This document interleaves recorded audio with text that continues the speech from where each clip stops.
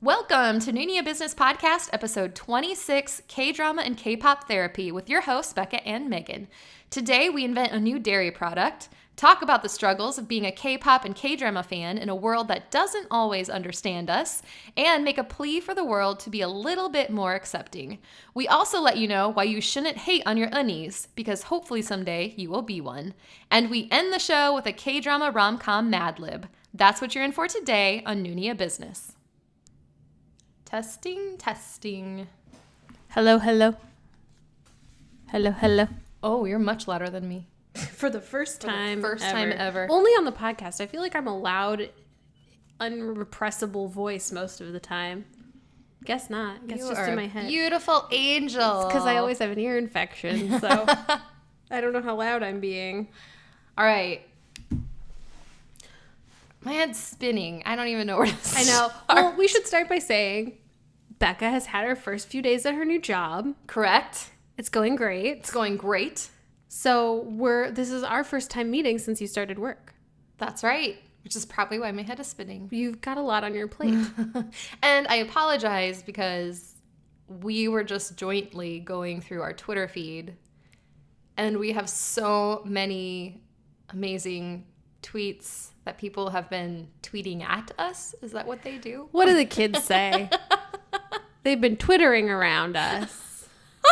Twittering us. And I have not had a second to myself to sit down, and I will, I promise.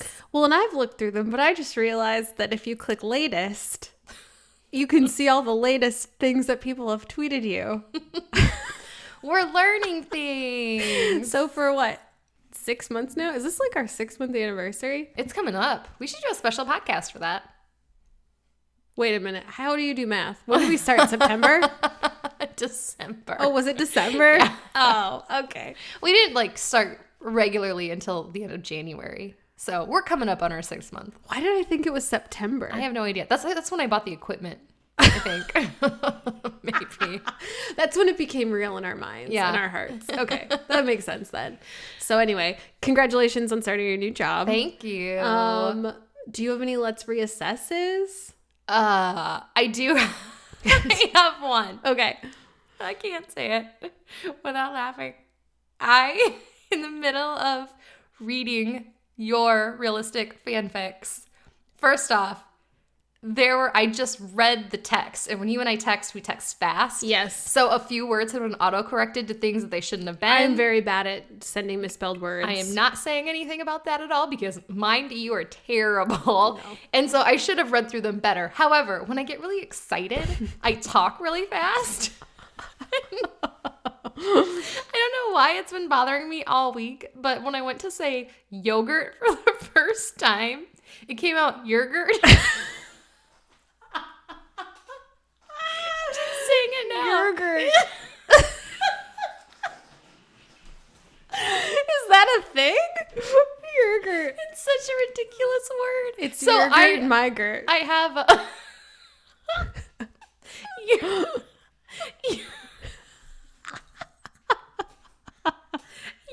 and mygurt. Yergurt and mygurt.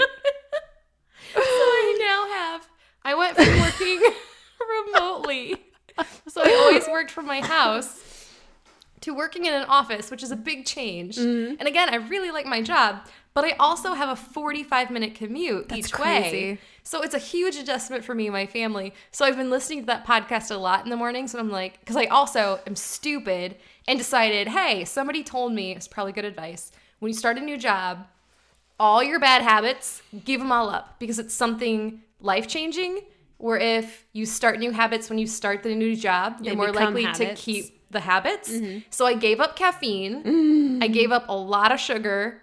I make it a priority now to wake up at 5 a.m. and work out. So it's like all these things that were changing in my life. But in the mornings then, I don't have caffeine. So I'll listen to your voice because it makes me happy. But then I kick myself because every morning I'm like, Yergurt. I love Yergurt. Yergurt. That's our new business venture, is we're going to have a yogurt brand called Yergurt. It's yogurt just for you. Our next sponsored ad. Yergurt. Megan and Becca's Yergurt and mygurt. I'm not just saying this. I could not do that. You Give could. up No, I really couldn't. I could not give up caffeine. I could not give up sugar. I think I I'm could gonna not let get up myself- early to exercise. I think I'm going to let myself cheat on Friday. I'm going to go get my favorite. It's not even bad for you. It's just my favorite coffee, which is like either a latte or a cappuccino. Do you know last week, every single day, I had to leave work at like 10:30. I get in at 9:30. 10:30 to drive to get a double shot of espresso just because I was like, nope, not going to make it. Gotta go take care of this now. I'm trying to wean myself off of the espresso all day, every day, but I could never give it up altogether. Well, I'm so addicted. you're making me a better person. So I'm like, Megan's so beautiful and in shape and tiny and She's has wrong. great skin. I'm very short. she's my sugar. My Jimin. I or am my the Uji. little one. Oh my God. Did I text you this? So a lot of I'm seeing a lot of fan memes right now calling out fans who call Jimin short. Mm-hmm. And one of them said he's taller than Tom Cruise. I absolutely believe that. Which I know Tom Cruise is on the smaller side. He's a tiny but person. I can't even fathom. I think it's because Tom Cruise is so much older. I don't know. I cannot picture it in my head. First, I can't picture the two of them in a room together ever because it's like worlds colliding. Mm-hmm. But yeah, that's something I just can't quite comprehend. So I didn't meet him, but I saw him when I worked in Hollywood. Tom Cruise. He's so tiny. My best friend that was there at the time was 5'1", and I honestly wonder if he was much taller than her. So he's like my height. He is short. Really? Short. Isn't that why movies are amazing? Mm-hmm. He never comes across as even a little bit short. But I guess neither does Jimin, but partially that's because he's always standing by the other members, so I have no perspective. Right. I can see that. Anyway, I don't know where we got. I don't know how we got to this. Do you have any reassesses? I don't have a reassess, but I do have a question I want to pose just to the general fandom of everyone who watches K-dramas. Let's hear it. Why lately, I would say within the last 6 months to a year, why does everyone always leave their coat on in K-dramas? I actually have noticed that as well. It's not in my imagination, right? Because my mom and I are starting to take tally where we're like, they've been inside this whole scene and they have their coats. It's not like a blazer, like a say nah blazer. It's a winter coat or a trench coat. I'm watching this Miss Hammurabi, I think is what it's called, and I really like it. And Go Ara is the lead. She quite literally wears her trench coat in the office all the time. She never takes it off. None of the other characters do. But then in other shows, everyone wears a coat. I'm just it's getting to the point where it's a distraction to me. Megan poses this question while she's sitting in my basement wearing a coat.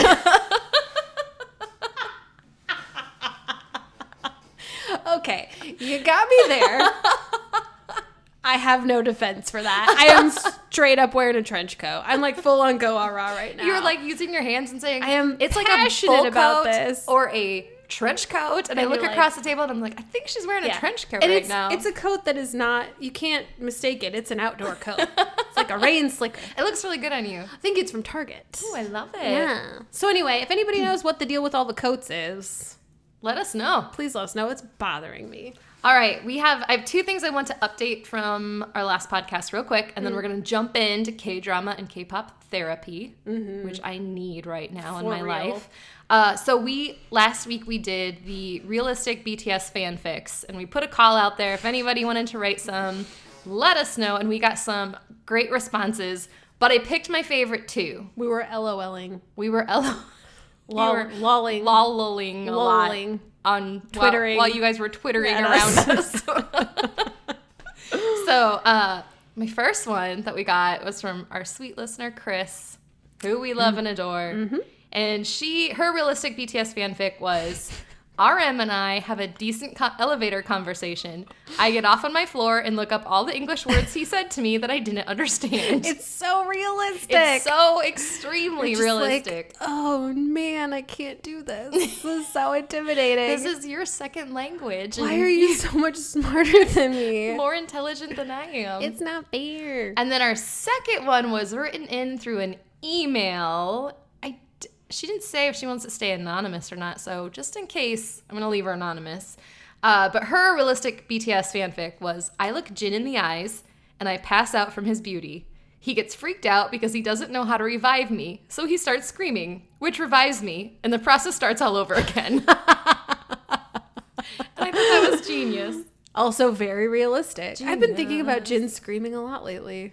He's got a good scream. He does. One of our listeners wrote us and said that Jin has given her some major bias wrecker vibes. Second male lead syndrome. Yeah, bias wrecker. He is.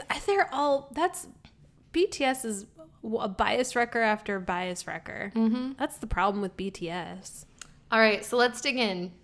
Let's be funny, Megan, because these things bum me out. We are bummed out. The world is a bummer right now. So our whole podcast today is, I don't think it'll take very long. No. And after our talk, if this is incentive for anybody to stay tuned in, I have another Mad Lib for you. Oh, yes. That I've been really, really looking forward to giving to you. I can't wait. All right, so today's whole theme is K-pop and K-drama therapy. So things that we all have in our mind when you tell somebody that you know well or a stranger that you like K-pop and K-dramas, and the reactions that they give you or their weird responses that you're constantly hearing. Things that you want suggestions on how to respond to, or you just want to know you're not alone and everybody's hearing it. Because we have no idea how to. I feel like we've gotten good at just kind of being like, well, I like what I like, you like what you like, we all like what we like. Mm-hmm. I don't know why you care. But there are still days where I'm just like, I don't even know I don't know what to say to you right now. So I can't even fake a laugh at your supposedly funny quip. And do you know, it's really weird to me still, even though, again, I don't really care if people don't like what I listen to, but whenever I'm going to show somebody K-pop, I get so nervous. Like, physically, my face heats up. I was trying to show a friend of mine DPR Live this weekend. I was like, it's a long story, but I was like, oh yeah, I'll just play it for you. And I put on one of the videos, and I was like, burning up. I was so nervous about her reaction, which again, like, I don't care what she thinks. I love her more than life itself. I don't care what she thinks. But I was so nervous. I get that way still whenever I try to play it for someone. I'm like, I hate that feeling. I wish I could just be like, it's good, like it, and then convince them to like Fall it. into this trap. Yes. Because I do want people to like it because it is good. And I told Megan today, I am seriously the luckiest girl ever because I got this job. I really like it. It's a great, passionate project for me. But today, I was in the middle of my first presentation, and we were supposed to give a song recommendation on a song that we were going to use if we were to walk out of the room. Like this is so Becca's a walkout life. Song. And so I just, without any shame or hesitation, said, amazing. I would like Second Grade by BTS. And then I said, because I'm a K-pop fan, are there any other K-pop fans in the room? And there was probably 30, 35 people in the room. They all raised their hands. One girl slowly raised her hand and was like, I like K-pop. And I was like, oh my gosh, I think I found a new friend at work. What are the odds? And so then, this is the part I didn't tell you yet. Yes. So, I told her to wait and tell the story because I was like, this is perfect for our podcast. So then we talked a couple times throughout the day and I was texting Megan like, I met a new friend at work or whatever. And at the next break, or actually when it was her turn to present, she said, I was going to pick, I forget, a Sublime song or something. And then she goes, but Becca gave me the courage to say, I want Not Today by BTS. That's amazing. And then she went into this huge thing about, that song is about when the world throws everything at you and you're like, no, not today. And like, it was the cutest thing ever. And then when she came over to my desk later in that day, she said, you really like inspired me to like not be embarrassed by my nerdy hobbies. Own it. She was so sweet. Own it. She's so sweet. Because we are lucky. We as K-pop and K-drama fans are lucky. And if people can't see that or get on board with it, that's their problem. Mm-hmm. I've had multiple people say to me recently, I wish I was as passionate about anything as you are about BTS or as you are about Korean pop culture. And I'm like, I wish you were too because it feels great. I don't care what it is, but I feel so lucky and blessed. I feel like they're missing out. I think you should be. I think you should. I think you're wrong. But that's okay. So who in here doesn't like K-pop? All right, and who in here is right? Yeah, that's you're all wrong. Get with the program. So that's my story. I have a new friend. That's a great story. And I kind of was telling her about the podcast tonight, and she gave me a couple suggestions for things to say too. That's awesome. So especially because she's dealing with this out of the blue. She's going to the same concert we are in October, which is crazy. What are the chances? And she was one of those lucky angels who just like got tickets with no trouble. Yep. makes me love her and hate her at the same time after everything the emotional roller coaster that we experienced. So let's dig in, Megan. What is the first topic we got from our listeners about things to discuss? I think the most common one was just kind of like general ignorance is frustrating. And I think it's cultural ignorance. I think it's just kind of, it's general ignorance. So a lot of people say they get the like, well, you can't speak the language. Why do you care if you can't speak the language? You don't understand what they're saying. What? So? I don't, this is one of those things where I feel like it's almost not worth responding to. I sometimes say I wish I spoke the language. I'm starting to pick up on the language because I listen to the songs and watch the show so much, and it's broadening my experience as a human. But also, it sounds good. I don't know. It doesn't matter what they're saying to me. Right. And we've talked before about watching subtitles or, like Reading. Translations of songs.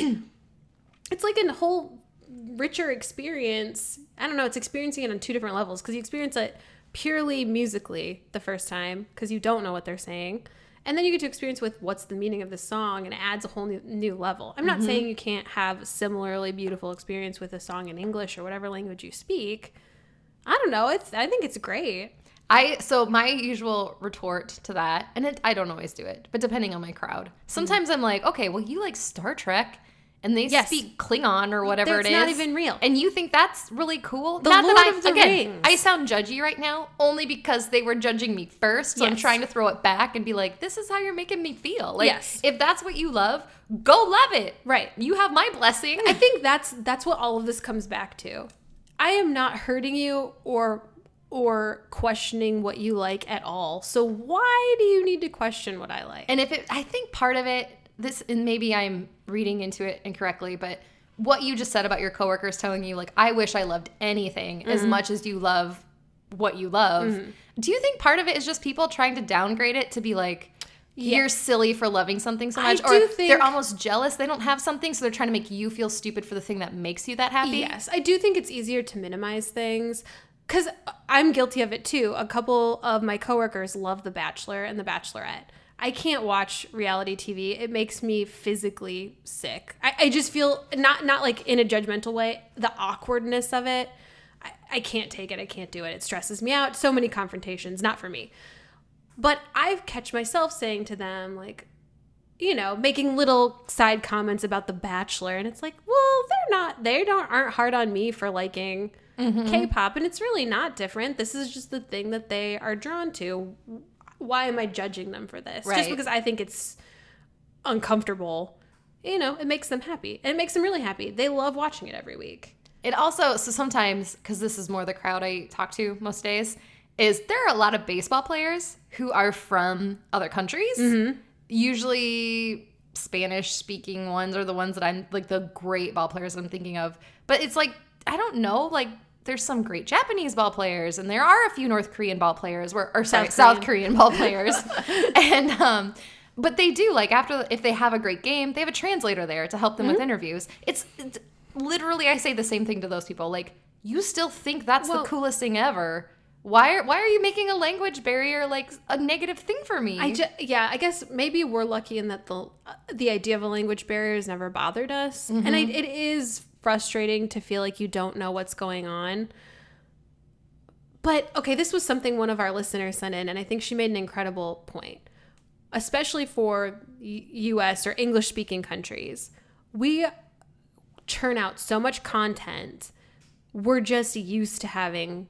It's just for us. Like, so much stuff is just made for us that when there's something that's not made, quote unquote, for us, we're like, wait, why isn't this for me? I don't understand. Why can't I tell what they're saying?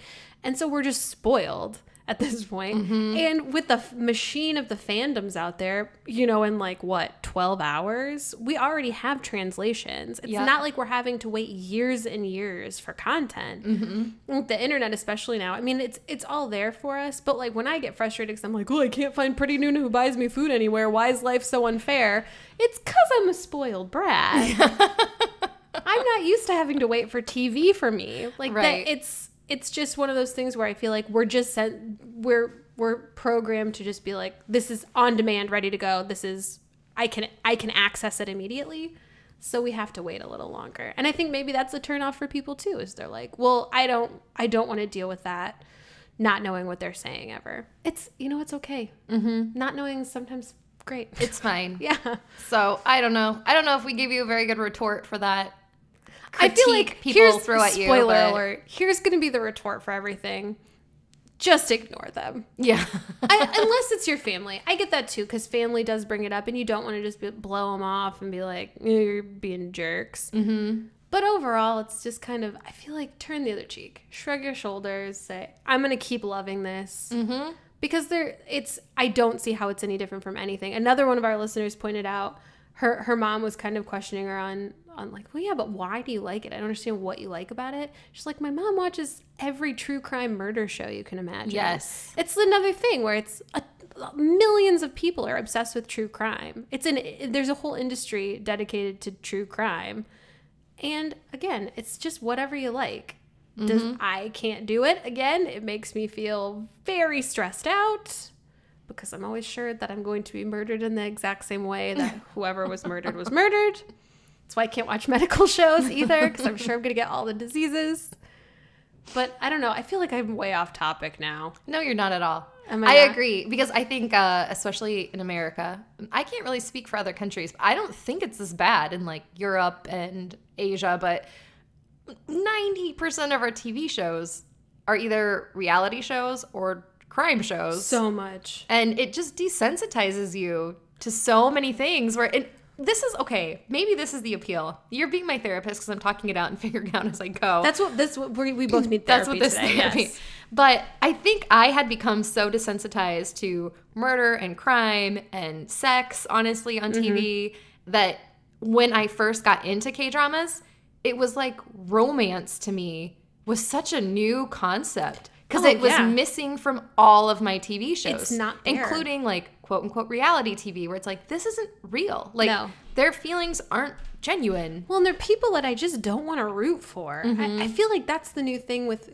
pop culture here, or at least at the point where I feel like I made a transition almost exclusively to Korean stuff, was I was just like over the anti-hero, over the frenemy, over that whole kind of unlikable lead, and I feel like that's the moment we're having. Mm-hmm. And I like complex characters, don't get me wrong, but I don't know, I couldn't find anyone where I connected on any level with them, and that's not true of K-dramas. I was connecting, again, didn't speak the language, completely different culture.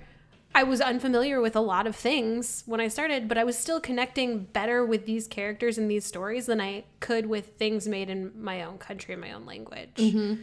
And I feel like that's maybe a concept people aren't willing to delve into. Right. Maybe. Does that make sense? Yeah, it does. They're just like, I can't relate to this because it's too different. No, we're all the same. Right. I mean, at the end of the day, we all want to be loved. Mm-hmm. We all want to look at beautiful people. Mm-hmm. And we all want to feel like the world is a really happy place where everything will turn out okay in the end. And nothing is wrong. Yeah. And there's a Subway on every corner. And Yergurt stands all over. And Yergurt for everyone, every day. Yergurt. It's going to be the name of my firstborn. This is Yergurt. This is my daughter, Yergurt. Please make that happen. You got it. So another point somebody had written in, which I had not thought of, but as soon as she said it, I was like, this makes 100% sense. She said that her grandfather fought in the Korean conflict, as did my grandfather. And she grew up seeing like photos of him being over there and like relics that he had brought back from that conflict, as I did. So I think when you first told me that you were watching Korean dramas, that's what I associated with Korea, was like these old, outdated of, like, pictures. And and just a land of conflict. Now, I'm not saying Korea clearly still has a lot of conflict between the North and the South. So I'm not saying that that's gone, but I think I just associated like all these old-timey things with that. So when you told me you're watching dramas, I'm thinking like it's got to look like a VHS. There's probably in black and white. I had no idea the production value was so insanely high. I wonder if that's partially because when you think of history courses in schools, public schools, the only thing we learn about Korea is the conflict. is the Korean conflict, because it's kind of the only recent time where I feel like, well, I mean, that's changing now. When we were growing up, like the US and the Korean peninsula didn't, I mean, that was our interaction. Right. Was that. And then there were years where there wasn't that interaction anymore. And now I feel like with all the craziness going on with the talks about reunification and all that, it's different now. But I don't know, as a kid, yeah, that's what we learned, was there was a war there. And we were participated in a war. Right. And so I mean, I knew nothing about it. I think we've told this story before. This was like my mom stumbled upon a K-drama on Netflix, was like, you gotta watch this. And I was like, that sounds terrible. And then it was the greatest thing I'd ever seen, and it changed my life. It's just a matter of giving stuff a chance. Right. Nobody wants to give anything a chance. And I almost hate saying that out loud. And like hearing you admit that out loud, I'm just like, Megan, that just doesn't seem like you. Giving stuff a chance? Yeah. No, well, because... No, I just mean you being like, that sounds terrible. Because I feel like you're pretty open-minded. I am. And again, I made a completely weird judgment call based on absolutely nothing. Yes. Again, based on, have I seen a lot of foreign television? No. Other than British series and maybe some Scandinavian stuff? No. Until the wonders of streaming television, I don't feel like I had access to that. Yeah. So to me, it was like, and the production quality when we started watching, I feel like within the last 5 years, there's been a big shift in the way they approach shooting dramas, where I think it was just like it's way more high quality now. And it was just, again, I don't know if it was just an industry thing or what. When I started, it did look they looked different. They looked different than our television. And so I think I judged them based on that. I was like, well, this seems, I don't even know what to compare it to. Like almost like a soap opera, shot kind of like a soap opera. Excuse me. I just wolfed some dinner, and so now I'm burping. Yeah, I'm sure that's what it was. I'm sure I saw the first episode and I was like, I don't like how this looks. Did you use that voice? Yes. Well, like I hate myself now for even comparing it though to like my experience of like, oh, that probably makes sense. It's probably what Megan, I'm sorry. I'm sorry that I was one of the ignorant people in your life. Well, I was too. We all are. We're all idiots. Here's the thing. None of us are open-minded enough. I feel like that's just life. We all are like, I'm very comfortable in this little square. And that's K-pop, and it's on the other side of this little square, and I am not going to leave the square for it. Having it. But then I leave the square, and I'm like, look at this beautiful world outside the square. I had no idea there was so much wonderful stuff to love. And so let's get into the good stuff here, because when people bring it up and ask me, like, why do you like it so much? I constantly am saying, go ahead, I'm sorry. No, you finish your thought. I was just constantly saying, like, it makes me feel like the world is full of amazing things that I was just too close-minded to ever give a chance. So now if somebody's suggesting like a German show, I'm like, sure, you recommended one to me. And I was like, yeah, I'm going to give that a try. Or just anything in general. Or music from Australia. That was something that somebody recently was like, hey, let's give this a try. And I'm like, it's really good. Well, and like, it's shame on me for ever being like, I don't have time in my life for this. Like, I have time for everything that's beautiful and made with purpose, and I don't know. We all do. It enhances your life in really important ways. Again, you and I are consumers by nature. I feel like we consume television. We are.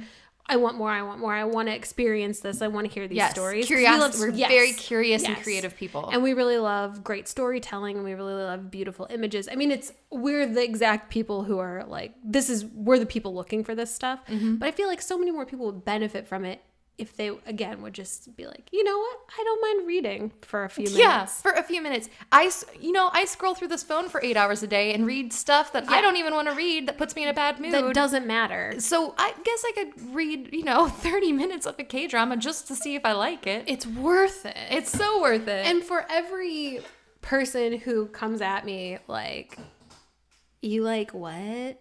Why? With that kind of already judging me thing, there's another person out there who's like, wait, you like what? Tell me more about that. This is really interesting. Yes. And those are the people we like. Yeah, and you know what? Most of them never try K-dramas or K-pop. They don't get into it. But I feel so validated that they're at least willing to consider it on the same level as any other weird obsession. Everything goes back to that, like, I don't get why this is different. I don't get why you find it so weird, other than it is probably rarer right now. But I feel like that's changing. I feel like Jeff's run into like 16 people wearing BTS shirts in Chicago at this point. So since we're going to that concert and Jeff lives there, he's like tallying it for us, and he's sending us updates all the time. Like he has like a little scorecard of, I've seen somebody wearing Jimin is winning. Jimin's winning. He's seen like 2 people wearing Jimin shirts. Surprise, surprise. Everyone loves Jimin. He's perfect. Which, this is a good segue then let's segue into K-pop therapy. A big therapy moment. My number one complaint, and we heard it from all of you as well. Why do you like them? They look like girls. This is one of those moments where I'm like not going to validate that question with an answer.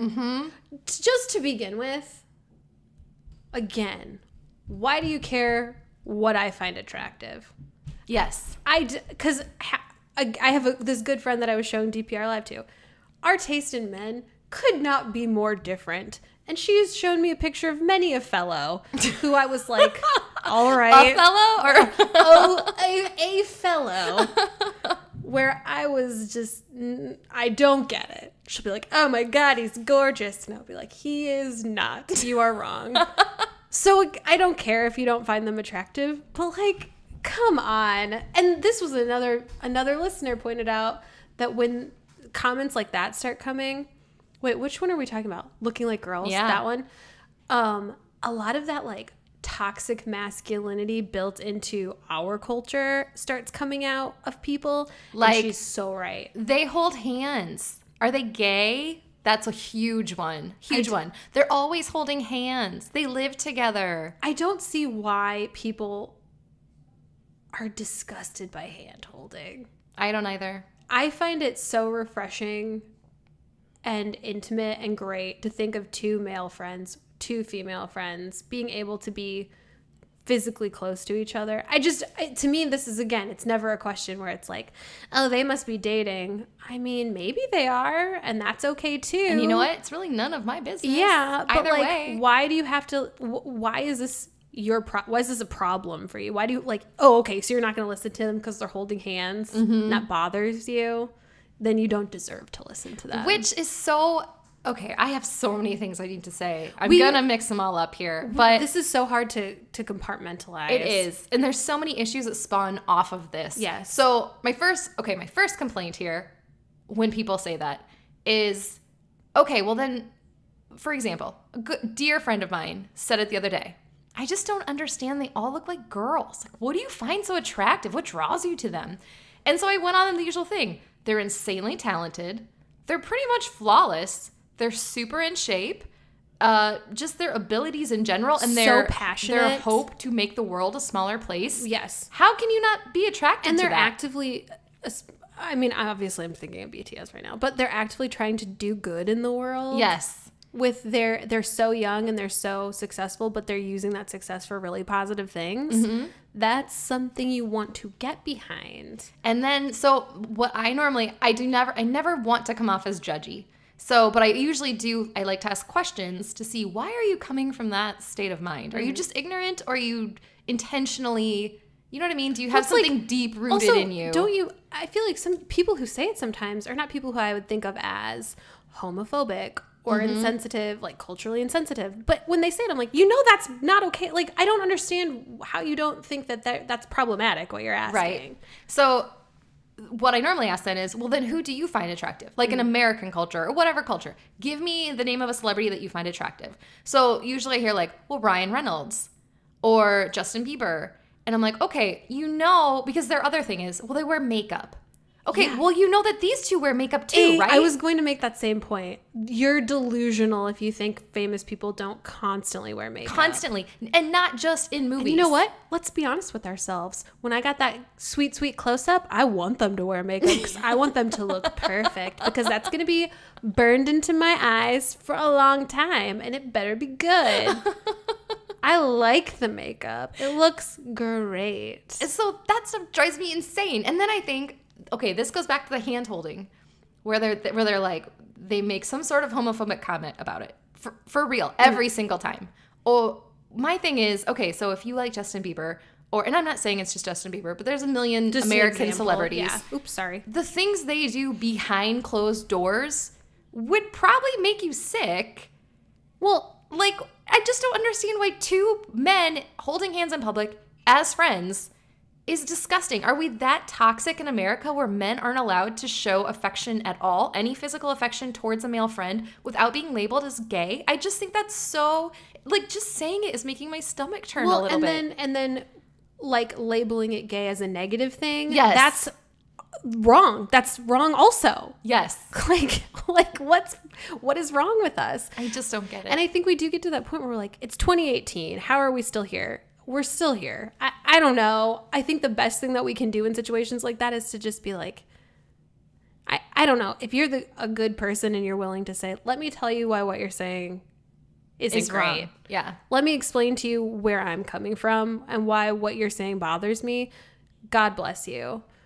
My response to someone saying they all look like girls would probably be like, you look like a girl because I'm a child and I don't like confrontation. But the only thing we can do at this point is try to pass on that in a loving way. That's not a valid or helpful thing. And what you're saying is bad on so many levels. Well, and I just think, again, it's 2018. We've done a lot of scientific research, and I'm not making a statement one or the other, but I just think gender can be a very fluid thing. And I just don't understand what's wrong with girls who supposedly look more masculine or guys that supposedly look more feminine. Although I honestly think if you were to stack a member of BTS up next to Ryan Reynolds, they would have the same beauty standards. Yes. Absolutely the same beauty standards. I feel like... And nobody is questioning Ryan Reynolds' masculinity. No. That's weird. I never thought about it in those terms. Well, my response to my friend who brought this up, because I really do love her, she's a dear friend of mine, I just stopped talking. Yeah. And the one day she was even like, you don't agree with me, do you? Because you stopped talking. And I was just like, And I just kind of changed the subject. Because I was like, I just don't even want to have this fight. Well, and I feel like it's like you said earlier, it turns into so many other fights. Because it's like, okay, well, I think they look like girls. Okay, well, I don't. I'm attracted to them. But even if they do look like girls, like, I guess I'm still attracted to them. So what are I feel like it doesn't matter. If you think they look like girls, fine. All right. If you think they look like girls, I still think they're hot. Whether they look like girls or not to you. Right. Why does this matter? Like this, what does it benefit you to say to me? Like, am I going to be like, oh my God, you're right.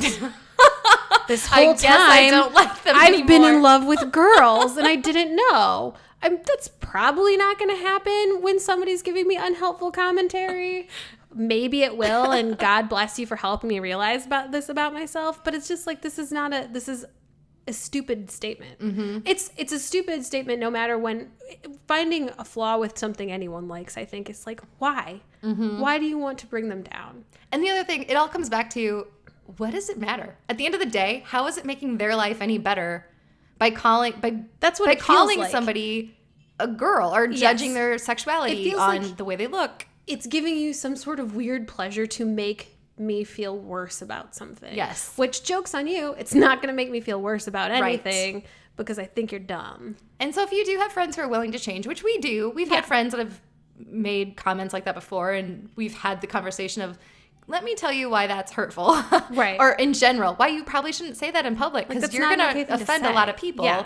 I mean, you only know what you know until you know better. Right? Yeah. And I think that's another thing I love about K-pop and K-dramas is I really do feel like it brings forth some of these conversations where it's like, well, I only knew what I knew, but now I know better. Right. And I feel like I'm grateful that I'm a better person for it. And I do think that a lot of it is makeup and grooming, and we're just not, it's just a different standard. Which, again, I'm sorry. I'm really interrupting you on this one. No, you're right. So I have another friend, makes the same comments, but then at the same time, in the next breath, will complain that her husband is getting out of weight and doesn't shave his face as much anymore.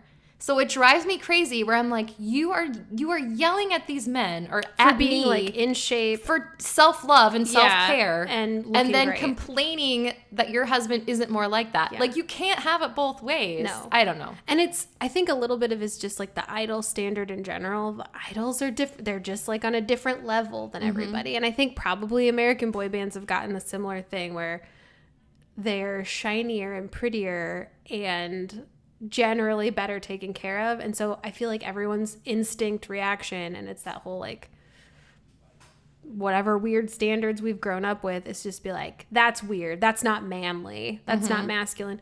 No, guess what, It is. We're just maybe it's time that we change the idea of what's masculine, because there are a lot of different types of masculinity, there are a lot of different types of femininity. We should all just be living our truths. Is that possible or easy? No, Megan, it's horrible. We should all just be living our truths. We should. I love that. I feel like it's a pipe dream, and obviously it's very difficult in this world. But you know what's not impossible is for all of us listening and having this conversation to live our truth, because that is a step in the right direction. Whether it changes anybody else's mind or not. Yeah. Like today at my meeting when I had no shame at all in being like, I am a K-pop fan. Is anybody else here a K-pop fan? And I feel like maybe I hate to say inspired, but her words were, I inspired her to open up. And she said she hasn't said it to anybody at work yet. And she's been there for a while. And isn't it funny that we're talking about like this secret shame of being a K-pop fan? Yeah. Because I feel like a lot of people feel it, because you are by yourself. There is no one to be like, yeah, you're right, that's awesome. All you get all the time are the like, I don't understand what they're saying. Yeah. What are they wearing? They look like girls. I don't, why do you like this? Are they holding hands? Yeah, they are. And you know what? I'm into it. So cut it out. That's the most threatening you've ever looked. And you never look threatening. I do. I find it really beautiful to think of two friends holding hands. I think it's a great moment. Why can't we all hold hands? I don't like touching people, but... You know what some of my favorite moments and honestly, so it started with Big Bang. There was a great video of them like waiting to perform somewhere. And I think Sungri fell asleep on G-Dragon's like leg. And I just thought it was like the most beautiful thing I had ever, because it was truly like they were brothers. Like in America, I don't see that. I don't see men interacting that way as friends. And I thought it was such one of those moments where I'm like, why would I have thought before that was weird? Because it's actually quite beautiful that they're so comfortable together. It's not even a thing. It doesn't even bother them. No. Whereas like if I'm walking down the street by you and I accidentally swing my hand and hit your butt, I'd probably be like, oh, I'm so sorry I touched your butt. And I'd be like, hey girl, it's fine. But you know what I mean? Yes, but you know what I mean? But I just think it's really beautiful. It is. I feel it's like a pure thing. In general, that's it. It's a pure love. It is. It's and we don't want men people to have to experience turn that. it into something else that they recognize, and that they recognize as negative in most cases. Which there is not problem fair. 1 and problem 2. Like you've presented us with 2 unsolvable problems. How dare you? I was just trying to enjoy my K-pop. Yes. It's I think just that's why it makes me so mad. Yeah. This is what I needed, because I feel like I'm unleashing all this toxic stuff in the air. Pent up aggression. And then I'm going to wake up tomorrow and be like, okay, it's not going to bother me anymore because I got it out. Well, and at the end of the day, like we said earlier, I'm so happy that I have this in my life. Does it bring up weird conversations with people who don't know what they're talking about? Does it make me question a lot of things sometimes that I've come to understand, or that I thought I believed, or that I thought I knew, and have to reassess some of the things I believe? Yeah, but good. I think that's a really good hobby. Makes you grow and makes you change, and you want to become a better person. And like, I've had to think about a lot of these things for myself. I don't know. I know as a human being, I have a long way to go. I honestly do. But I also know every day, I really do try to make myself better than I was yesterday. It may not be by much. All you can do. But You know what? You're days so it's far ahead of most better. people, because most of us wake up every day going, if anyone talks to me, I swear to God. And I'm like, hey guys, did you work out today? It was Let's be leg day for me. friends. And I'm like, what's leg day? It sounds horrible. All right. If you don't have another big one, there's one big one left that I want to bring up. This one? That's the one I want to talk about. All right. Do we need a moment to like This breathe? is like weighing heavy on our hearts. Because for so many reasons. Okay. So the topic is age fandoms between, like, age versus age. Yes. Younger fans versus older fans. Right. When we're already supposed to be a loving, cohesive unit that all love the same wonderful thing. And recently I've been noticing it a little more than usual. Me too. Where either older fans, I don't always see the older fans versus younger fans. I mostly see the younger fans picking on older fans. But I think it can go both ways. And maybe because I am an older fan, We're a little I more don't see sensitive to it as much. And it's definitely more, at least so far, I've seen way more a K-pop thing than a K-drama thing. K-dramas, I feel like everyone's welcome. Yes. Watch and enjoy. Yes. But yeah, there's been some very hurtful commentary toward older fans of K-pop. Yes. And Becca and I are kind of trying to figure out how exactly to deal with it. It's hurtful because, again, Why do you care? Why do you, yeah. Why do you care? First off, there's 7-8 billion people on this earth. I just want to level with you girls. Your chances of meeting a member of your favorite K-pop group and marrying them are slim to none. Now, I'm not saying it's never going to happen. I'm just saying if that's the reason that you're maybe toxic towards other fans, you feel threatened. Do you think we're your competition? I don't know. Because you should think we're your competition. Because older women are the best. No, I'm just kidding. I don't know anything. So there was one post in particular where on Tumblr that we found. Oh, I had an existential breakdown about serious, this post. guys. Megan texted me all night. Like, I read this post. I shouldn't have read it. It was really upsetting me. Like, it just triggered something in my brain, and now I can't stop thinking about it. And then you kept reading comments underneath that people had been responding I'm with. usually really good about cutting myself off when I'm like, this will do nothing good for me. Right. But this post legitimately had me questioning myself. Right. And my motives and why I like it. And if there was something weird about me liking it. And this was coming from inside the fandom. This isn't people outside who are like, again, I don't understand why you like it. It's the people who I thought I had lots in common with. So once you leave your cute little box. Yes. And realize there's a whole beautiful world outside of your box. It's okay. So when you're in your box, you think everything outside of it is scary and unsafe. But once you get outside your box and you realize there's so much beauty out here and I'm almost safer out here. Yeah.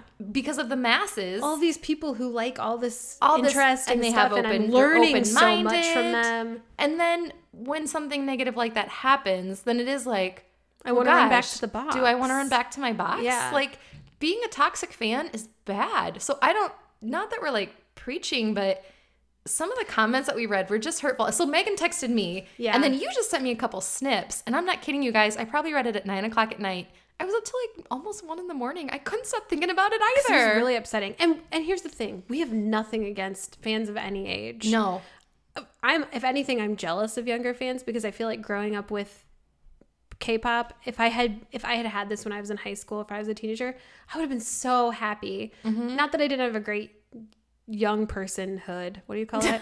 Child. Not that I didn't have a good babyhood. Not that I didn't have a good youth. But I feel like I'm getting things from it now as an adult that I feel like would have really impacted me in a different but really beautiful way as a young person. But this comment was basically like, I'm summing it up. Older fans are disgusting. Disgusting was for the key liking young idols, for being into young idols. I think there were references to being like molesters. I mean, it was like pedophiles. It was a harsh post. And okay, when I said it made me question myself, was I like, oh my God, am I a molester? No. But it did make me feel like, is it weird? Oh, is this weird that I think these guys are attractive and talented? All right. After like 24 hours, I was like, no, it's not weird because my affection and love for them is coming from a very genuine place. And it's admiration for their talent. I mean, yeah, we talk about the way they look. Of course, but genuinely, I hope you guys know the undertone constantly for us is these amazingly talented people who are beautiful souls who are trying to make the world a better place. And and they make us so happy. Their work makes us so happy. It goes back to that idea of connection. We're connecting with them. They are connecting with us, and the fact that they're from a different country and 8 years younger or whatever. The beautiful thing is that doesn't matter. We are sharing experiences and the experiences they're sharing are experiences that resonate with me.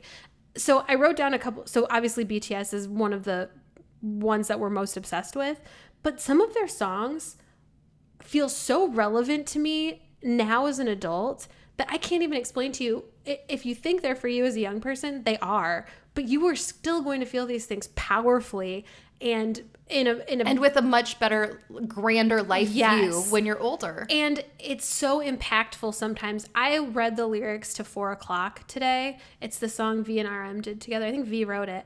And I almost cried because something about it struck a chord with me in such a visceral way. And it was like, this is why I love them.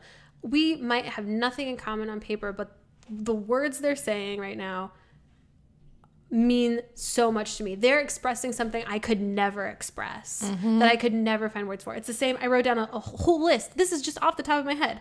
The song Lost, You Never Walk Alone, it's a dual set, 2, 3, that song. I mean, so many of those songs. Not Today was one of those songs for me.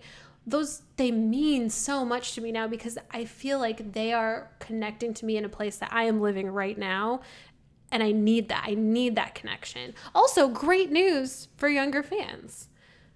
As you age, things change. But in general, your eyes and your ears still work. Yeah. So you're still able to enjoy visual and audio delights. And so I had a few things I needed to say about this post. Number one, she was even referring to mid 20-year-olds as being too old for K-pop. And being, once you're out of school in general, you're too old. Grow up, get a job, whatever. So do you just think there's this magical moment where you get out of college and you're like, hey, give us your fun card back. Your first sip of coffee. You're like, I am an adult now. I am not allowed to learn new things, try new things, or have any fun. Let's just do our taxes. Do you want to review your 401k Let's retirement talk numbers? About investments. If anything, it gets so much worse as far as wanting stuff that's not grown up. Like, all you want to do as you get older, and I'm telling you this to help you. You just hold on to that stuff because you're going to just like it more. You need escapes as an adult. Being an adult is great in some ways. You are more independent. You care less about what people think about your hobbies. You grow into who you are as a person. You feel more confident. You have more life experience. You do. You know how to deal with difficult people better because you've already gone through it. And that's, I mean, all of these things make being, this is cliche. My 20s were fine. I do like being in my 30s. I have an undeserved sense of superiority in my 30s that I feel like suits me. Where I can be like, well, once you're 30, you'll understand. But I'm going to pull that card right now. Once you're 30, you'll understand. It's so important to have stuff like this. You need this escape. You need this thing that makes you feel like I am understood. I am heard. I am, in a way, loved. Yes. And I'm going to take it a step further.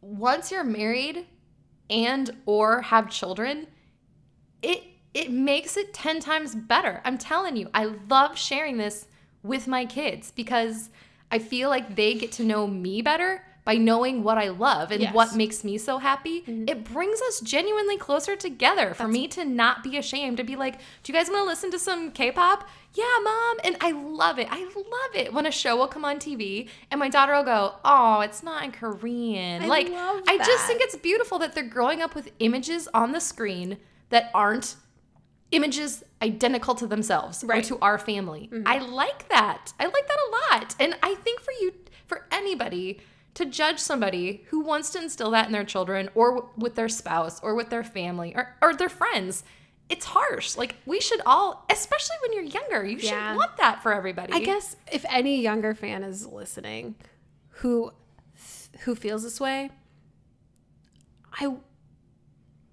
I just want you to know how sad it made us to feel like somebody, again, who we were like, it's like being picked last for kickball or something. Yeah. It's that feeling of like, I thought we were all friends here. And Or now I it's found the, out that you hate me. It's like going to school on Monday and finding out there was a sleepover on the weekend that And you weren't didn't get invited invited to. because Yeah. people think you're gross. Yeah. Or that it just was like one of those things where it's like, It's but worse you don't than even that. know me. It's for a reason unknown. So then your Yes. mind just spins with like, what did I do wrong? I've always been welcoming to this. I've always been very open-minded. I don't know. We've been spoiled because we encounter so many really welcoming, cool people and people who are looking for good connections and who are very in this for positive reasons. I don't know. It just sucked, man. It felt like I got punched in the stomach. I felt really sad where I was like, you hate me and I don't know why you hate me. Yeah, you don't even know me. You don't even know me. You are strict. That's the I other didn't thing. even do anything and you hate me. It's like so many things in life. Either it's ageism, racism, sexism. We are strictly being judged on something about us that we can't change. Right. Also, 19, 18, 16-year-olds making those comments, or even in their 20-year-olds making those comments. Do you think you're not going to get to our age someday? You are. That's the hard truth, guys. But it's also beautiful. And I to hope think, that like, you still like this. I hope you're all going to go through it. And we can all go through it at any point in our life. And I think that's a beautiful freaking thing. And I feel like coming away from that, I felt really sad and I felt kind of embarrassed, I guess. But then I just wanted to be like, I really want you to not feel this way. I really hope that sometime you change your mind and that you don't feel this way, because this was a specific to BTS. It was like some BTS fan. I don't even know what it was. I don't know how I found it, to be honest. But I hope you still like BTS. I hope that you still enjoy them, because as a 32-year-old woman, they bring me a lot of value in my life.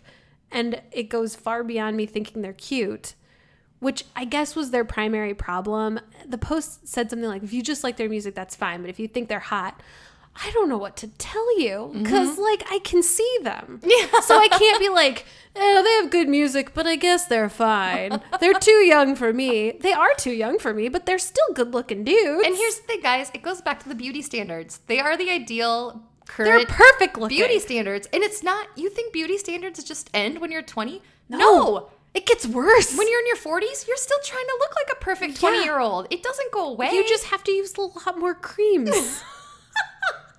The amount of lotion, of moisturizers that I put on my face every day just to look like I'm awake, really. Just to look like. So my favorite thing ever was when Tina Fey and Amy Poehler hosted the Golden Globes. Oh, yeah. Or Academy Awards, one of them. What? I think it was the Golden Globes. And they said, oh my gosh, what's his name? Michael Scott.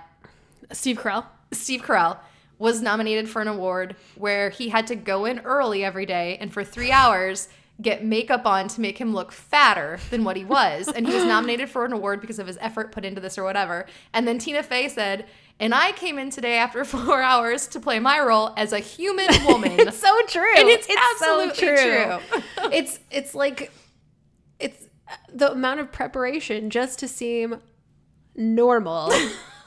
Like, this is my I sent Becca a text today because I took my hair out of the towel that it was wrapped in. I look like a troll doll.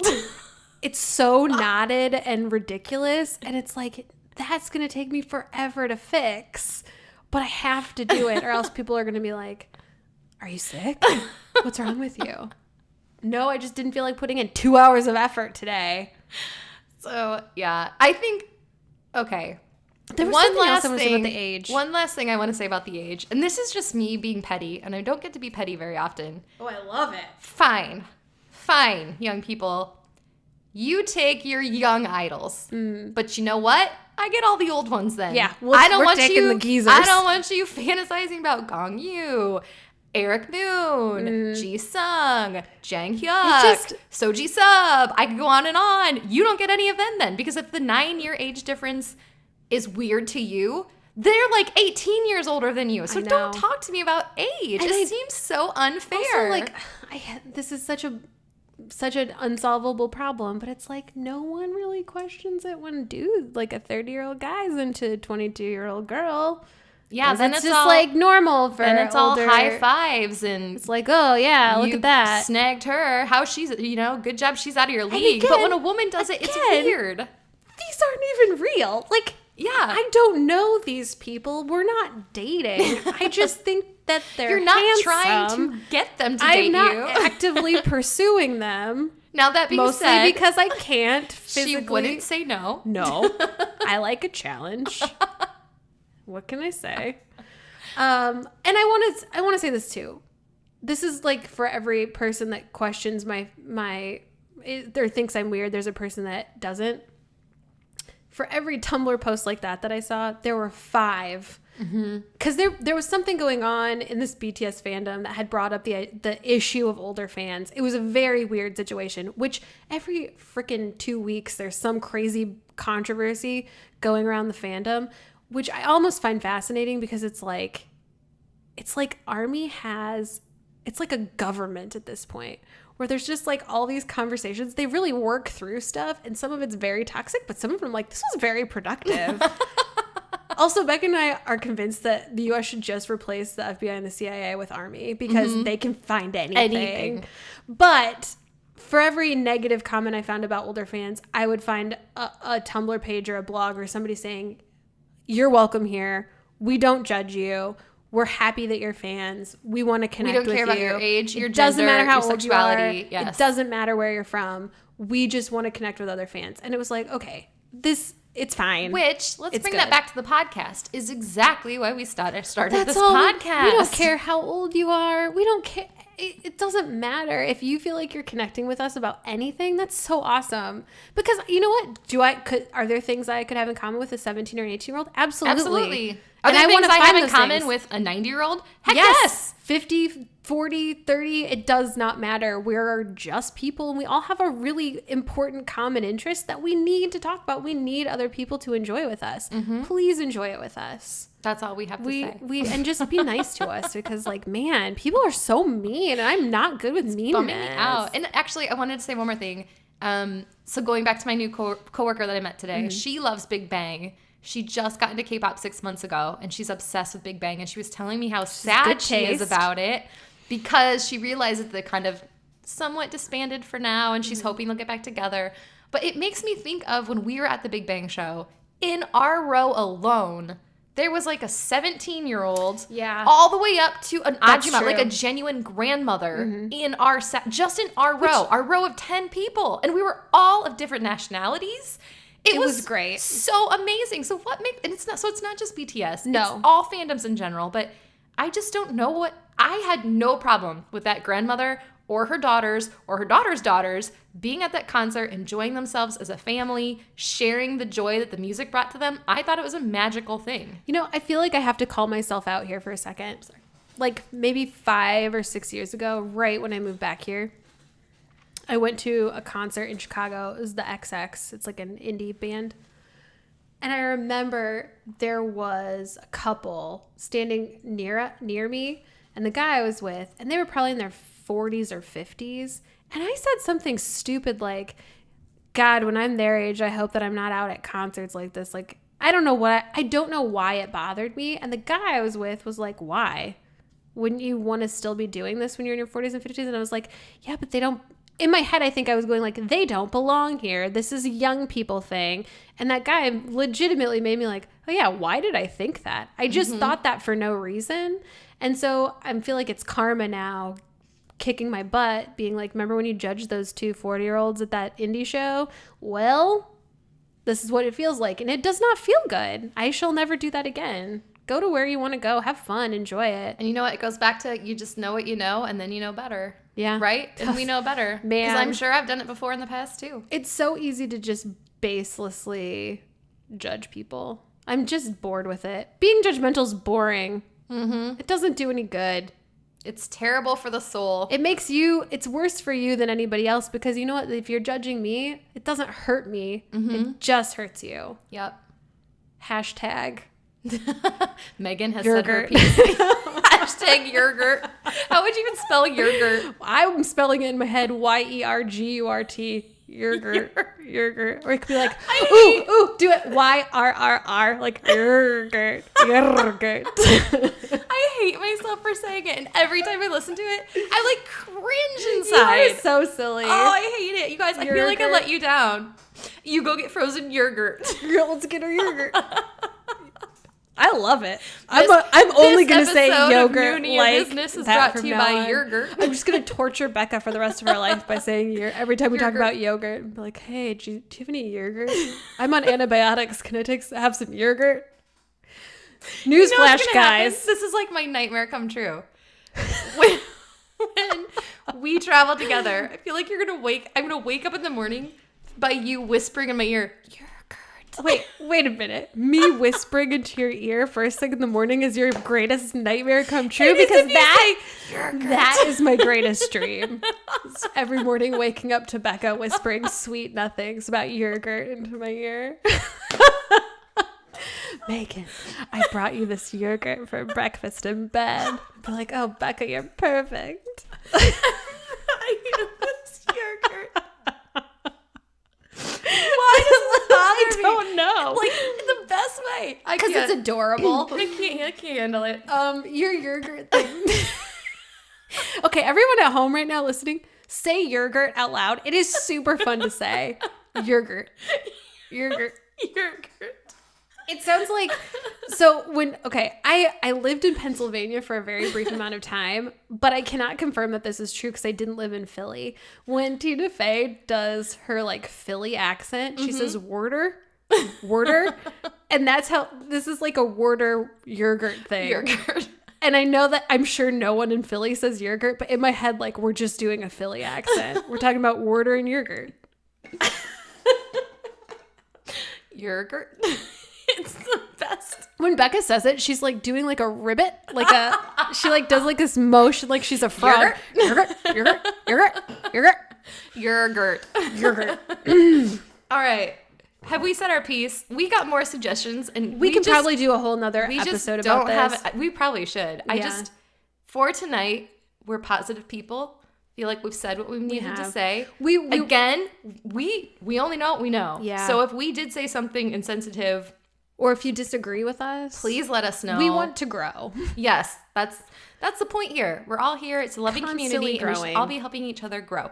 Also, I have to say it. I know I said in the beginning of the podcast, I've been busy with this new job. I'm not kidding, guys. I wake up at 5, I work out, I go to work.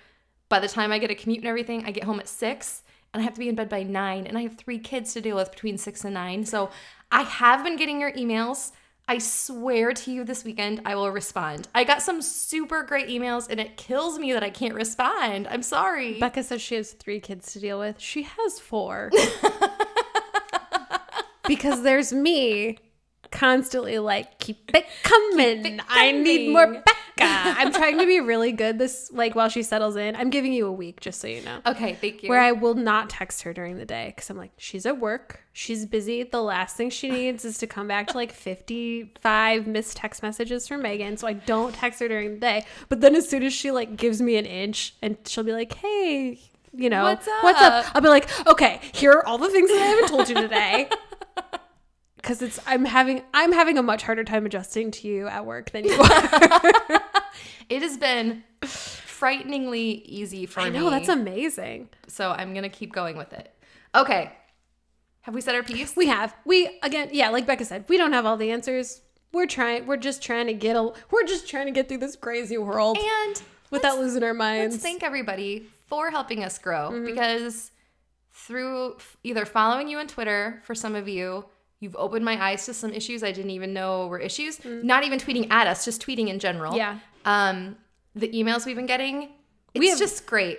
Honestly, we I've have had the best some community. pretty deep conversations with a few people through email where we're like digging deep into some of these issues. I could write a book about it. I could write a book about how much I love everybody that's been interacting with us. You should write a book. Because it's really great. You should write a book. We should write a book. I would read it. All right. I have a game. If we're can't wait. willing to move on. Yes. All right. We did a KDrama rom-com Mad Lib last week. I have one more. That's like the name of our memoir. KDrama rom-com Mad Lib. Mad Lib. KDrama rom-com Mad Lib.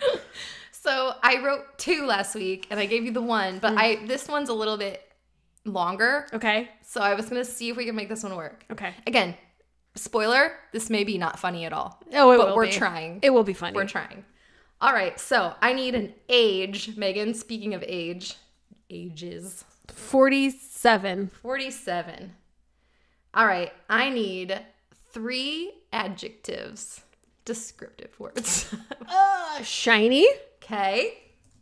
Cold. Okay. Oh, wait, did I do cold You did last cold time? last okay, time. wait. Shiny. Wow, that's weird of me. Green. Okay. And Megan's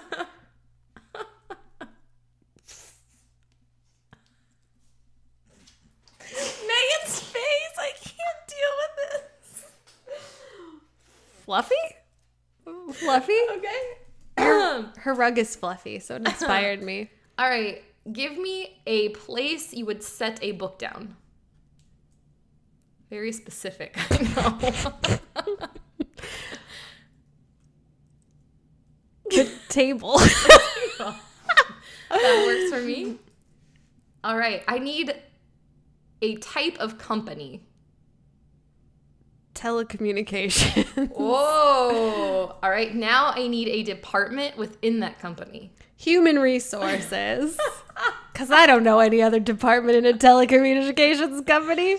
All right. Now I need a male name, preferably a male idol. It can be Kpop or Kdramas. Jungkook. Jungkook. Yeah. All right. I need a second male name. She's putting a lot Another of thought into this. K-pop? Or, Yeah. Whoever you want. Let's do...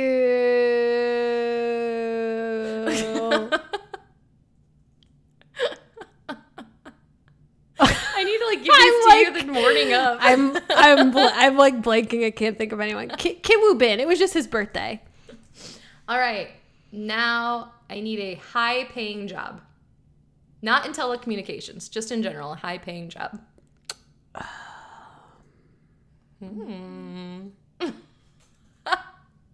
Sea captain. I don't know. Seems like you get a lot of money. A sea captain. Do you think they get paid a lot? I just feel like people with boats are very rich. I don't think they own their boats. Oh, is that how it works? How about CEO of Google? No, I like sea captain. works okay. All right, give me one more adjective, and then I think we're done. Crunchy. Oh my god. All right, let's see if I can get through this. Then after we're done, you're going to have to give me a name for the show, but then also guess which movie I pulled this from. Oh, okay. Because it is a real movie. Oh my goodness. That I took out some words and you had to fill them in with new words. I love it. All right, here we go. At the start of the new year, 47-year-old your name, so Megan, decides it's time to take control of her life and start a diary. It's Bridget Jones's diary. Now the most shiny, green, and fluffy book on her table is the one she's writing. Ooh. Working in human resources at a telecommunications company. She spends the majority of her day fantasizing about her boss, Jungkook. Yep, that sounds right. And her childhood crush, Kim Woo Bin. Yep, also right. Who is a crunchy sea captain. Will she be able to turn her life around before the new year? Stay tuned. Well, we're calling it KDrama Rom-Com Mad Lib. And it's the greatest story ever told, Bridget Jones's diary. Yes, I think Kim Woo Bin would be a great crunchy sea captain. Do you know how often I think? I bet he'd eat a lot of yogurt. Oh my god, I should have been the CEO of a yogurt company. What was I thinking? I feel like Kim Woo Bin would be an excellent Mr. Darcy. Oh, he would I think be a good frequently, Mr. Darcy. like, come on, K-dramas, why haven't we remade Pride and Prejudice in, like, modern day Seoul? Because it's, like, the perfect plot of a K-drama. But you know what? Daniel Cleaver, Yeah. Sungri would have to play him. Oh, perfect casting. This is a whole nother thing. Let's just recast all our favorite movies with, like, our favorite Korean stars. And then hope be that the somebody best. picks it up and makes it. And actually, your age is perfect. 47, going yeah. after a Jungkook and a Kim Woo Bin. Well, Go for let's it. see. If I'm 47, that makes Jungkook my age? No. He's not that much younger than me. No. He's 36. It'd be fine. Kim Woo Bin's like an adult, right? Yeah, I think he's 30 now, isn't he? 30. He's so old. I don't remember. He just had his birthday, which is why I was thinking of him. Love Kim Woo Bin. Kim Woo Bin. We're looking it up now because that's what we do. Megan, I think you did a wonderful job. You did a wonderful job. We have so many recommendations for games, so we will continue with that next week once I'm a little more settled into my job and we've got a little more time to prepare. How old is Kim Woo Bin? 29. 29. I knew it. Is it the Pretty darn 17th? close. His birthday was yesterday. What? No, his birthday was Monday. His birthday was the 16th. Look at us. Happy birthday, Relevant. Kim Woo Bin. So relevant. So Megan, you want to take us out for today? Yeah. Keeping on. Contact us on social media, Twitter at Noonia Business, Facebook at Noonia Business. You can email us, Becca at NooniaBusiness.com, Megan at NooniaBusiness.com. You can also find our website, www.nooniabusiness.com. We're on Spotify, we're on iTunes, we're on YouTube, we're on Podbean, we're on everything. It's not hard to find us. Come and get it. Dinner served. It's piping hot. Yergurt. Piping hot Yergurt. Well, guys, whether it was your first episode or your 26th episode, we're so happy you are here. As one final reminder, all are welcome in the Noonia Business household, and we hope you have a wonderful week.